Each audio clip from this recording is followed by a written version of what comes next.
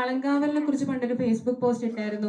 വിനായകനെതിരെ ആയിരുന്നു ഇട്ടിട്ടുണ്ടായിരുന്നത്. യേശുദാസിനെതിരെ പറഞ്ഞ സമയത്ത്. അപ്പോൾ മമ്മൂക്ക വിനായകന്റെ കൂടെ അഭിനയിക്കുന്നതിനെതിരെ മമ്മൂക്ക പ്രതികരിക്കാത്തതിനെ കുറിച്ചൊക്കെ ആയിരുന്നു പറഞ്ഞത്. അപ്പൊ കാളങ്കാവൽ ഇറങ്ങുകയാണ്. ഇപ്പോഴും ആ നിലപാട് തന്നെയാണോ?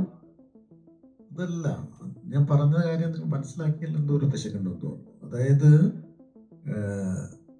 ഇങ്ങനെയൊരു, അതായത് അടൂർ സാറാണെങ്കിലും യേശുദാസ് സാറാണെങ്കിലും മലയാളിയുടെ ഏറ്റവും വലിയ വേണ്ടപ്പെട്ട രണ്ട് സ്വകാര്യ അഹങ്കാരങ്ങൾ തന്നെയാണ്, രണ്ട് രീതിയിലാണെങ്കിൽ പോലും.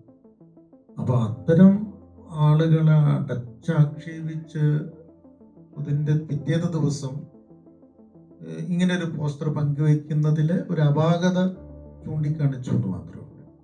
അല്ലാതെ അദ്ദേഹം മോശപ്പെട്ട കലാകാരനാണെന്നോ എന്നൊക്കെ പറഞ്ഞു കഴിയുന്ന രീതിയല്ല. അങ്ങനെയാണെങ്കിൽ ഞാനും അയാളും തമ്മിൽ എന്ത് വ്യത്യാസം? അതല്ല അപ്പോൾ ഉദ്ദേശിക്കുന്നത്. അപ്പം അതിലുള്ള ഒരു ധാർമ്മികതയുണ്ട്, ഒരു സമൂഹത്തിൻ്റെ ഒരു നമ്മൾ പുലർത്തേണ്ട ചില, അത് നമ്മൾ ആരോടാണെങ്കിലും ചൂണ്ടിക്കാണിക്കും. അങ്ങനെ അത് നമ്മൾ പറയേണ്ട ഉത്തരവാദിത്തമാണ് ഒരു കലാകാരൻ എന്നുള്ളത് പറയണം. അത്തരം കാര്യങ്ങൾ പറഞ്ഞു, അല്ലാതെ ആ സിനിമയെ കുറിച്ചോ അതിലെ വ്യക്തി എന്ന കലാകാരനെ കുറിച്ചോ ഒന്നും ഒരു അഭിപ്രായം. പലപ്പോഴും നേരെ മറിച്ച് നല്ല ആക്ടർ എന്നുള്ള രീതിയിൽ ഇഷ്ടമുള്ള ആളുകൾ കൂടിയാണ്. വലിയ ഭയങ്കര അദ്ദേഹത്തിന്റെ ക്യാരക്ടർ വിജയിച്ചു കഴിഞ്ഞാൽ ഈ നെഗറ്റീവ് ഒക്കെ പോസിറ്റീവായി മാറില്ലേ വിനായകന്?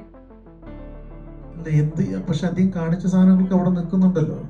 നിങ്ങൾ എന്ത് പോസിറ്റീവ് നെഗറ്റീവ് എന്ന് പറയുന്നു? അദ്ദേഹത്തിന്റെ ക്യാരക്ടർ കൊണ്ട് ഒരാളുടെ അയാള് കാണിച്ചു കൂട്ടിയ സാധനങ്ങളൊക്കെ ഇല്ലാണ്ടാവും?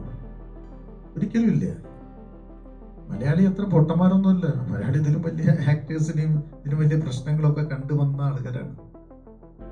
അതല്ല, ആക്ടർ എന്നുള്ള രീതിക്ക് അംഗീകരിക്കുകയും പിടിക്കുകയും ഒക്കെ ചെയ്യുമ്പോൾ പോലും അല്ലാത്ത ചില സംഭവങ്ങളിൽ വരുന്ന വിഷയങ്ങളുണ്ട്. അതിപ്പോൾ അദ്ദേഹം മാത്രമല്ല, ആരാണെങ്കിലും അത് പറയും. അത് പറഞ്ഞിരിക്കുമല്ലോ. പിന്നെ ധാർമ്മികത നമ്മളെപ്പോഴും ഉയർത്തി പിടിക്കണ്ടേ?